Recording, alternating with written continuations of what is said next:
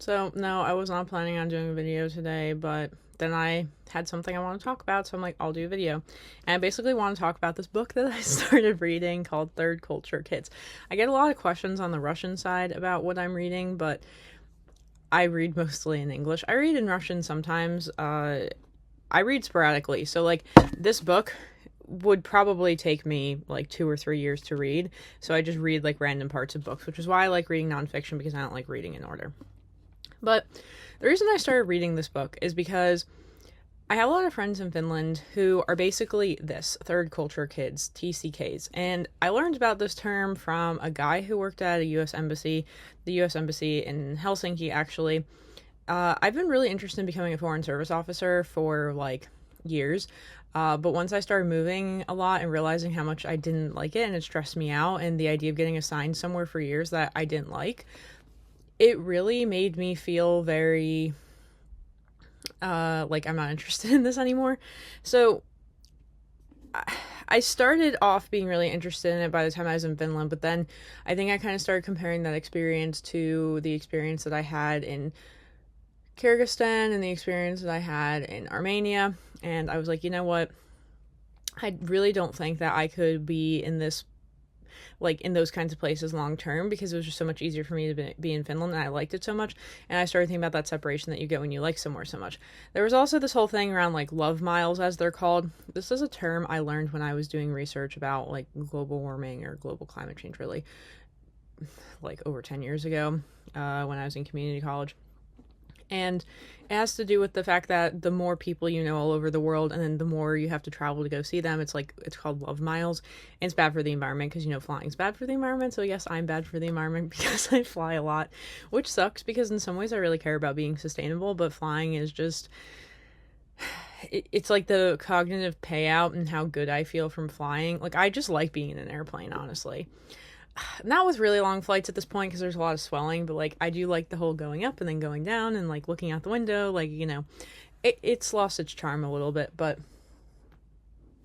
the dog is still in bed. So okay, but anyway, so going back to this book, the reason I started reading this was, the reason I bought this book, which I bought this book like a year or two ago, and I haven't read it yet. That's how I am. Yeah. And that's why I have so many books behind me, because I need to read all of them still. Some of them I've read cover to cover, but most of them no, and that's why they're still there. And I read them randomly when I'm going to bed, and that's like how I put myself to sleep a lot of times. But yeah, like one of my favorite things is being in bed before I go to bed. Like literally one of my favorite moments of life. It makes life worth living. I'm kind of serious with that. Okay, so this guy who I was talking to at the US Embassy, I told him, like, yeah, I'd been interested in the Foreign Service, but aside from what I just explained, like, I'm really worried about how it affects a kid. And he recommended this book, okay? Because he's like, you can read about this, because he has a kid, and he's talked about the ways that him and his wife have managed it. One of them stopped being in the Foreign Service, even though they met in the Foreign Service, just to be able to, like, raise the kid. And this is also, like, in Finland, where they have good childcare, so it's kind of interesting, but, you move around, you don't know where you're going to get assigned. But as I'm reading this book, and so this is why I bought this book, right? But then I started reading this yesterday because I started talking to my roommate who lives like in Finland, and he's explaining to me how he grew up moving around a lot. Like, his parents, I guess they did like embassy adjacent kind of activities, and so I know he spent some time in like Mexico, also time in Finland when he was young, and I don't know what other countries were involved, but he's very committed to like not leaving Lappeenranta because I think it's like he has a life there and he's used to it, and he like doesn't like this like moving around thing, even though like the like that's what these kids do. And some people grow up really appreciating it and they like follow suit with like what their parents taught them with this moving around stuff. Some people are the opposite and they hated it so much they're just like, I'm not doing that and I wouldn't do that to my kids, right? So there's like these two schools of thoughts, and I've talked to both of these kinds of people. And so my roommate on the one hand is like, I wouldn't do that to a kid. And then the other example I can think of is like this one guy who, God, was he even raised? I don't know. Okay, well, anyway, this guy moved around quite a bit because his dad was a professor, and he switched from Lappeenranta to another university, and then he, like, it seems like he has plans to keep moving around. Now, if I'm going to compare these two people, and I hope, well, I gave a little amount of information, so anybody who's watching this who like knows these people hopefully can't figure it out, because I don't know how many people who like know my friend circle and want to watch these. My friend circle that's becoming extinct because I'm not there and they're graduating and stuff, which cool, honestly, because then I don't feel bad not seeing people. Um, so antisocial. What I'm trying to get at is that if I'm going to compare these two people, one of them seems a lot more healthily, mentally stable than the other one does. They're both like smart, like impressive, kind people in certain respects. One of them definitely has a drinking problem more than the other one, but you may be like, it's Finland, that's normal. You know, people can think that. The other one's much more moderate in habits and just seems less like anxious with attachments with other people. And again, this is interesting to me because this is what I analyze in people, because this is what I'm critical of in myself. And you know, it's created issues in my life. So yeah, because the one is like my friend, and this guy, it was like he was trying to date some girl, and it was like I literally had two discussions with, it felt like a million discussions with him about how he like needs to just give it a chance, and how he's at a good age where it would be good to try to like take this next step and like have a relationship and you know, like not be scared. And he's like, I'm not scared. I'm like, okay, well then like what are the issues? Oh, you know, she doesn't like me. How do you know she doesn't like you? Did she tell you that? No, I just have a feeling. I'm like, no, that's not correct. Like, what are you doing? I don't know. So that was really annoying. But the reason I bring that up, whereas the other guy, I don't really know. He just seems a lot more like, he's got friends. He's got like consistent friends, and he's very, like, I'd say both of them are pretty like low drama. But the one seems a lot more like fearful, avoidant of relationships. The other one seems pretty normal, but I also like don't know much about his dating history because I'm not as close to him. So there's all that. And the reason why I'm bringing that up is because I skipped around reading this book. And one of the things like I thought of is that there was a part in here where it's like restless and like you're constantly like, you get somewhere, and as soon as you get somewhere you start thinking about where you're going to go next, and you're never really like truly like, let's say, at peace with like being stuck in one place. And I remember like the first roommate I had, who I'm no longer friends with, sadly, but whatever, it's maybe for the best probably at this point. And I do want to like kind of go into that story because at some point, because I sort of got a question about that, or at least I think that's a good example for answering that question, just about relationships and stuff with like neurodivergence. But this roommate was like super shocked by me because she's like, I've never met like a person who thrives off of chaos like this. And I'm like, and like to me it's not chaotic, it's just like it feels comfortable. And so that's the thing, is like anytime, you know, you start having an issue with this person, or this starts being a problem, it sounds like the dog is arising from the dead. Anytime you start having a problem with this person or this person, what ends up happening is, you know, you're going to leave, so it doesn't really matter. So it's sort of like you don't really mind burning bridges as much, which, you know, I don't think that's necessarily a good thing. And that was the thing I really liked about Finland, was when you have issues with people, you probably will keep running into them. So you can't like keep doing that. So, you know, that was one part of here. And then the other one was like meeting people who have had the similar experience and how you can like instantly connect with them and form deep relationships with them.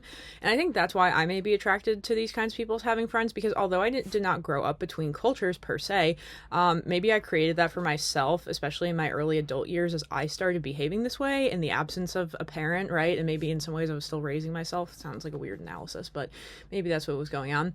But the other thing that I think about a lot, I remember, I feel like I've mentioned this on my channel before, but I'm gonna have to let the dog out. I remember the therapist being like offended by this, and I didn't take this offensively. I thought it was like a valid statement. Is my one Russian teacher, you know, like knew that I was a religious minority and basically explained that in some ways I have served as a cultural ambassador my entire life. And when I think about being a third culture kid myself, it is true. I think about kind of navigating both a religious context and a secular context, and being able to like function, blend in, assimilate, whatever word you want to use, like seamlessly between these two contexts, which is essentially what is starting to happen every time you start like traveling, right? This is what this talks about, how there's an example where people are getting very defensive of people coming in and not liking their host culture. Like if it's an American living in Taiwan, another American comes in, or another foreign person comes in and starts insulting Taiwan, like they almost take a personal offense to this. And that was kind of like what I started feeling, you know, on either front. Like if my secular values or my religious values were being attacked, like I would feel defensive on either front, even if sometimes it was very nuanced and those things didn't necessarily coincide. So yes, like maybe this is why these people are relatable to me, and it talks about how you can connect very deeply with other third culture kids. It's like you've known them a lifetime, so it's like when you've had that experience with being so many places and being able to speak to them and how it makes you feel, like it makes you like a different kind of person. And it makes you a third culture person, I guess. And, you know, I question whether that means just growing up in cultures or whether you started doing that as an adult yourself out of your own volition. I think it, you know, it could be both. That was what I got from this, because as I'm reading this, I'm thinking not just of my friends who I knew grew up like this, because I have a lot of those friends in Finland, honestly. It's probably the only place I have those friends. And one time I met one of those kids on an airplane. And one time I studied with one of these kids, like whose parents were in the military. I think the other guy's parents were in the military too. I studied with her in Armenia. So, you know, there were these instances where I was interacting with these kids and like, yeah, I did get along really well with them and I never really stopped to question why. And then last night, like I kind of had this epiphany, like maybe that's why, but who knows? So, you know, because I'm having a lot of, thinking about the future kind of thing and like raising my kid between cultures. Like I really want to raise my kid between US and Finnish culture, and my whole family's in the US. Like I have no family in Finland, right? And I don't think I would be with a Finnish person. Yeah, like, why do I say that? Gut feeling, let's just put it that way. Yeah, I think I'm also just going more for a Russian person, teach my kids Russian. But anyway, my point with this is, I don't know. I don't remember what my point was. But it was just interesting.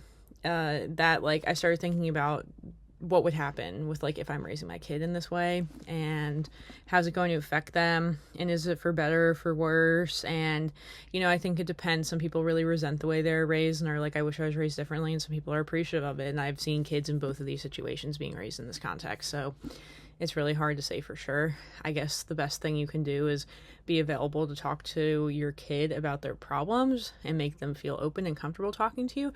And if they don't feel open and comfortable talking to you, putting them in a space where they do feel open and comfortable talking with somebody else, like a therapist or an aunt or an uncle or another kind of person in their life who can help them. So that's everything I have for today. Ugh, now I feel like I have to do a Russian video, but I'm not super in the mood, so we'll see. But that's everything because I'm leaving soon. So until a couple weeks from now, for real now. All right, bye.